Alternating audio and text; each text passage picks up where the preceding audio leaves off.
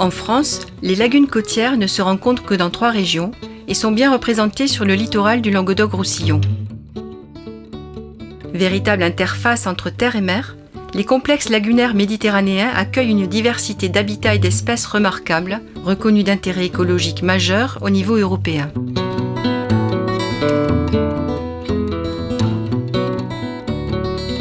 Avec 45% de la surface des lagunes françaises, le Languedoc-Roussillon a une forte responsabilité dans la préservation et la restauration de ces milieux. Il contribue en effet à l'équilibre physique et écologique de l'ensemble du littoral et participe à la vitalité économique du territoire. 3 grands types d'habitats constituent notre littoral et présentent de forts enjeux pour leur valeur biologique. Les lagunes, vastes étendues d'eau saumâtre, sont reliées à la mer par des grots ou des chenaux et alimentées à eau douce par le bassin versant.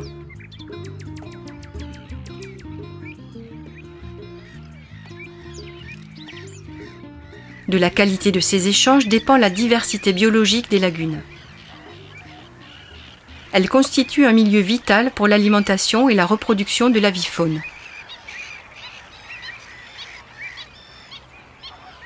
Les milieux périlagunaires accueillent différents types d'habitats. Certains, comme les présalés méditerranéens, sont rares et abritent de nombreuses espèces végétales et animales.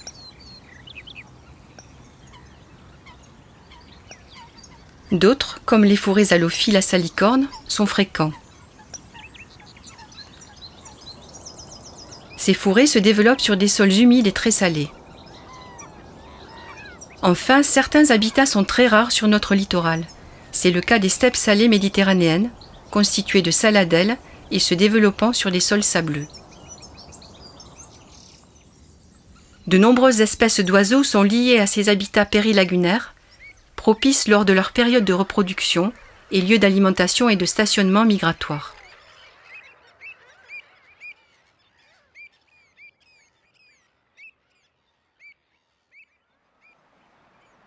Les lits d'eau sableux sont présents sur l'ensemble de la côte languedocienne. Depuis la mer vers l'intérieur des terres, se succèdent différents types d'habitats dunaires de plus en plus stables. La dune embryonnaire, située en haut des plages, est caractérisée par le chien-dent qui fixe le sable et par la rare forme péplisse. Puis viennent les premières dunes mobiles élevées, bloquant et structurant le sable grâce à l'oya. Enfin, les dunes fixées du littoral, avec le lys des sables, ou encore les dunes à pins parasol ou les dunes à genévrier. Ces écosystèmes ont une grande importance écologique, d'une part car ils abritent des espèces rares, et d'autre part car ils jouent un rôle très important dans le maintien du trait de côte.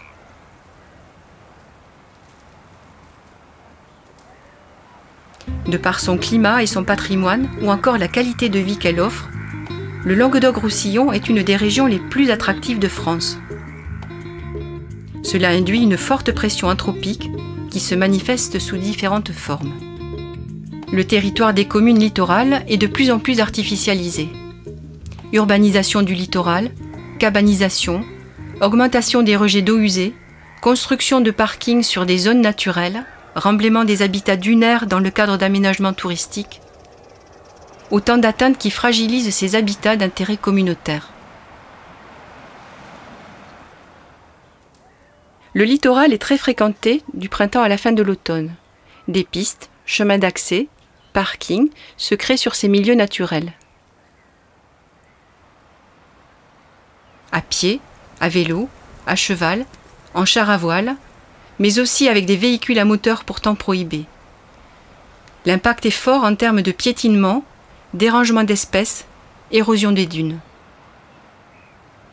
Importés à des fins commerciales d'élevage, de production horticole ou de lutte biologique, de nombreuses espèces animales ou végétales ont donné lieu à une prolifération avec des impacts massifs sur les économies locales, la santé humaine ou la biodiversité.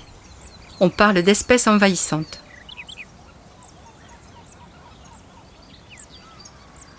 C'est par exemple la grive de sorcière ou l'herbe de la pampa qui menace d'envahir les milieux périlagunaires et dunaires, ou encore le lipia dont le développement perturbe largement les présalés méditerranéens. La tortue de Floride, souvent relâchée dans les cours d'eau par des particuliers, entre en compétition directe avec la cistude d'Europe, espèce protégée à l'échelle nationale et au niveau européen.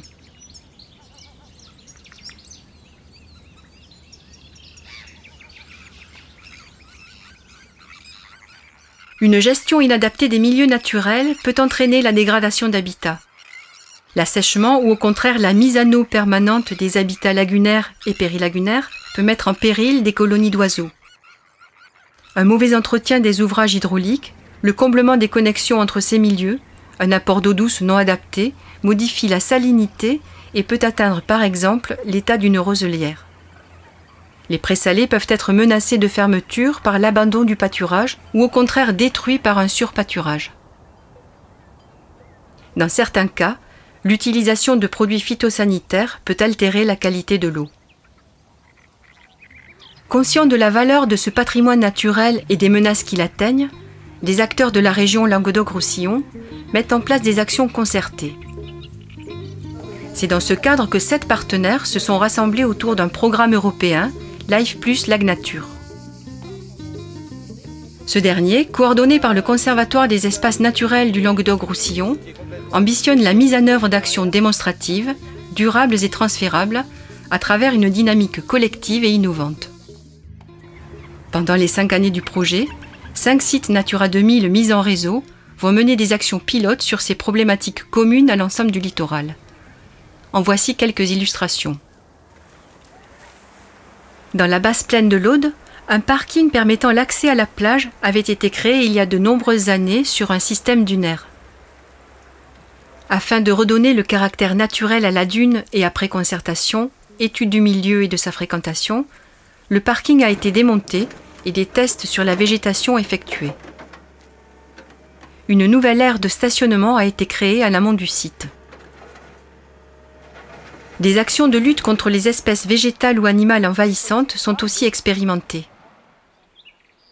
Diagnostic de départ, recherche et échange d'expériences sur ces problématiques, réflexion sur les stratégies à employer sont les étapes qui précèdent l'action sur le terrain. Dans cette démarche, sur le site Natura 2000 du Mourette de l'étang de Sals-le-Cat, les griffes de sorcières ont été arrachées et enlevées. Dans les canaux de l'étang de l'Or et les étangs palavasiens, pour limiter et contrôler les populations de tortues de Floride, des pièges ont été expérimentés. Le résultat de ces expériences permettra de mener une campagne de capture à grande échelle. Sur tous les sites pilotes, après des études sur la fréquentation et le relevé des indicateurs faune et flore, les actions sont entreprises. Sur la lagune de la Sicarex, en Petite Camargue gardoise, propice à la nidification des sternes, un cheminement canalise les balades à cheval qui portaient atteinte à la tranquillité du site. Pour comprendre l'importance et la valeur de ces actions de terrain et adapter leur comportement, les utilisateurs du milieu naturel doivent être sensibilisés, formés et informés. Un outil itinérant, conçu et animé par des professionnels de l'éducation à l'environnement, porte la parole des acteurs des lagunes au grand public, local ou touristique. Ces actions sont le résultat de réflexions, de concertations, échanges d'expériences sur ces problématiques qui touchent l'ensemble du littoral méditerranéen. Chacun de nous, acteurs de la société civile, utilisateurs du milieu naturel, gestionnaires ou décideurs locaux, au regard de notre activité, nous avons un rôle à jouer dans la sauvegarde de ce patrimoine d'exception, bien commun à tous. De notre implication éco-citoyenne, de nos comportements et attitudes dans les espaces naturels, dépend le patrimoine que nous transmettrons aux générations futures.